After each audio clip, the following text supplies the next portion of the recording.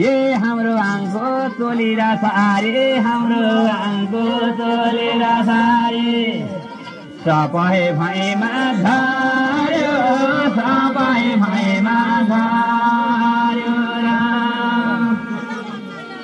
यो विपद पर्यो गोलेनीलाई विपद पर्यो गोलेनीलाई सबै भैमा धार्यो भन्न लागे गोलेनी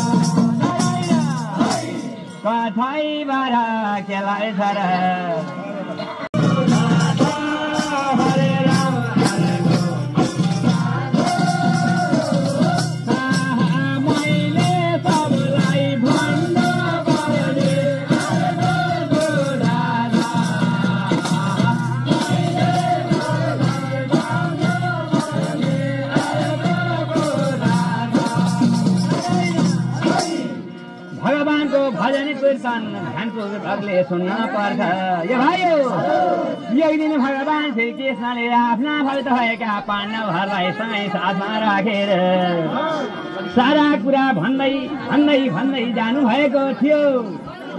धेरै गलबल नगरेर ध्यानपूर्वकले सुनिदिनु होला भन्ने कुराको निवेदन गर्दै अनि भगवान श्री कृष्णका भक्त भएका पाण्डवहरू र उनकी रानी मैया द्रौपदी समेत भएर भन्न लाग्नुभयो, हे प्रभु हजुरको कुन कुन अवतारमा के लीला भयो, कुन कुन अवतारमा हजुरलाई जगतकी आमा जननीले कसरी साथ दिनुभयो। नारायण हे राम राम राम राम लौन सुनाइदेऊ हो हे राम लौन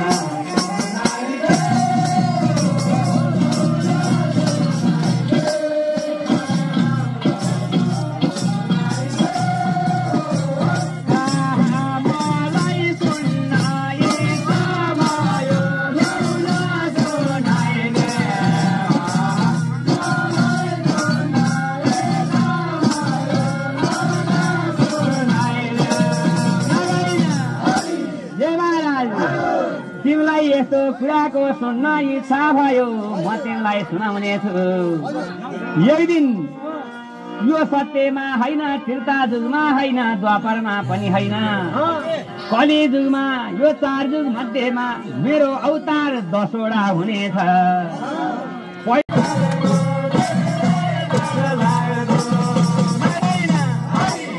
त्यस्तो हैसुर नाउँ गरेको दानवले सारा वेद पनि हरण गर्यो, पुराण पनि हरण गर्यो। सारा जम्मै आफ्ना भक्त भएका साधु जनलाई पनि विपद गरायो। त्यस कारणले गर्दाखेरि मैले जलको मार्ग लिएर माछोको अवतार धारण गरेर जलै जलको मार्ग लिकन दोष दुर्जन भन्नु हैसुरलाई एकदमसित नरैन। हे राम राम राम राम राम राम माछो भएर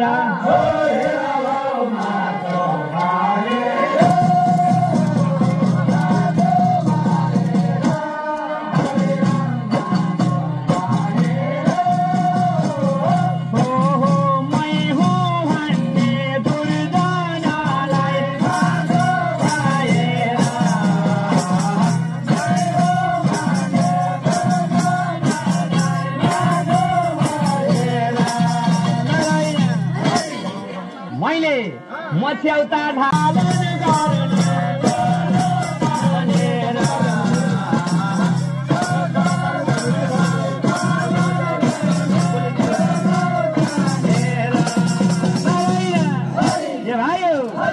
यसरी जब दुर्जन हैसुरलाई मार्ने काम र अब 10 अवतारमा 18 पुराणका कुरा भनेर त कहिले साध्य लाग्छ। तर पनि छुडकुरीमा भन्न पर्दा मैले के भन्छु भनेदेखि हैसुरलाई मारिकन मेरा भक्तजनलाई पालन गर्नका खातिरमा मैले मत्स्य अवतार धारण गरेँ भनेदेखि नारायण। हे बाबु दोस्रो अवतारमा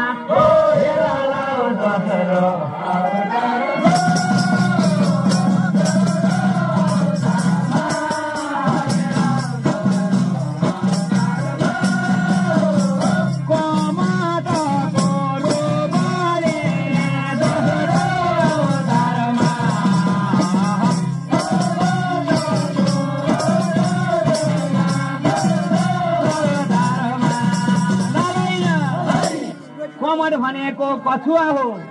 कछुवाको